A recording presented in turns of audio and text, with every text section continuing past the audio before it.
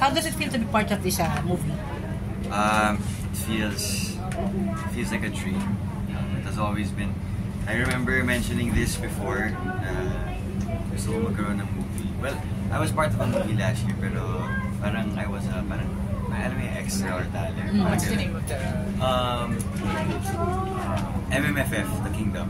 Okay, yeah. Same, pero parang wala rin ako masyadong alam mo yun, exposure or lines. But in this movie, I'm very thankful that they considered me to be part of it as a rookie police officer. Nakaka-excite ako yung mga big artists. Sila Ken, sila Robnick, sila Joey, everyone. So, it's a great experience for me as someone who loves doing this craft. So it motivated me, it inspired me to be a better actor. So this is a great experience. So I'm very thankful to the people who trusted Boom. I'm very thankful for the management din. So yeah, I'm very happy. Kamusta katrabaho si Piolo sa kasi Enrique? Mabait. Sobrang they made sure to make me feel comfortable with them. So galing balance yung kulitan, tapos at the same time very professional din sila in terms of kunwari magsiscene kami, bibigay sila ng mga tips, mga advices. Sample? Tips. Isa sa mga tips ni Kuya Piolo was, kasi nga this is a 60s setting, diba? So syempre as a rookie police officer, how would I as Dylan and as Efren adapt sa bagong setting? Sabi niya, bro, observe mo lang yung paligid mo, observe your environment mo, look at the people, observe the uniforms, and just be present.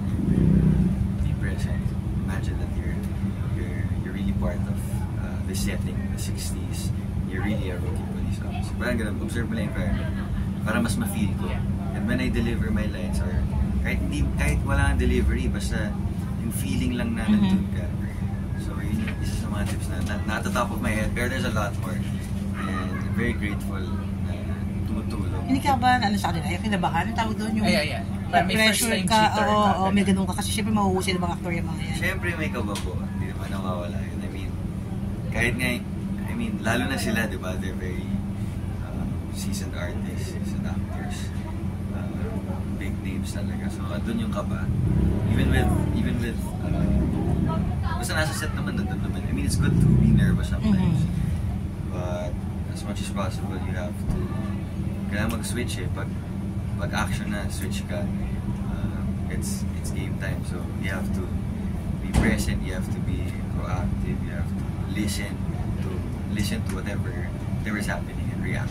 Pero aside from switching and being on your toes, anong ginagawa mo to overcome yung kaba? Well, first of all, syempre kailangan maging prepared ka para mawala yung kaba mo. Kasi syempre if you come on set or if you come sa mismong location or shoot mismo na hindi ka prepared, wala talaga, kakabahan ka talaga. And yung lines mo, kailangan aralin mo. Aralin mo talaga. So you should know your character, you should study the script, you should observe people around you. Tulad na sabi ni Kuya Piolo, observe the environment. Since you've mentioned about your character, what's the full name of your character? And give us some bits and pieces about it. Ako si Patrolman. Konti lang. Patrolman Efren Taguyonot. Taguyonot. Okay. Taguyonot. Mahirap yung pangalan mo, ha? Taguyonot pala. Ano siya? Rookie? He's a rookie police officer. Character ko, actually, ang mentor ko kasi si Kuya Piolo, si Matibay. So, I look up to him. Parang Lieutenant Tibay? Matibay. So, siya yung role model ko. Look up to ko. And, mga challenges ko lang siguro is how do I deal with certain conflicts sa mga senior cops. Kasi nangyayari. I'm new here, so like, I thought ano lang to, alam ko, suntukan lang, alam ko baril-barilan lang. Pero, siya dami pala nangyayaring, like, so many corruption, politics involved Yeah. in this whole setting. So it's very, challenges siguro sa akin as FLW. Dylan, nakakapag-vibe up ka pa ba given your hectic schedule? Ayun nga, paano mo Vibe pinahandle up, yung... minsan na lang po. Pero if I have free time, I go. Like for example, this week.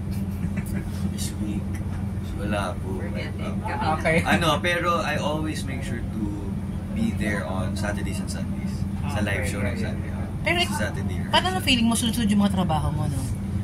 Overwhelming po. Mhm. Di ko rin po alam like paano ko nakakaya. But ganun kasi ako when there's a opportunity, I make sure to make the most out of it. So I prepare. Bari kung sa vibe, kakanta ako, okay. Prepare ako few days before para at least when I come on rehearsal, okay na, konti na lang. Tapos Polish pagdating na na sa lang. show, ready na. Same with preparations with sa mga series or movies. Aral script, look for references that I Okay. could somehow get inspiration from. Tapos, apply it na sa work. Walang vertical series ulit. Yung mga Vertical. micro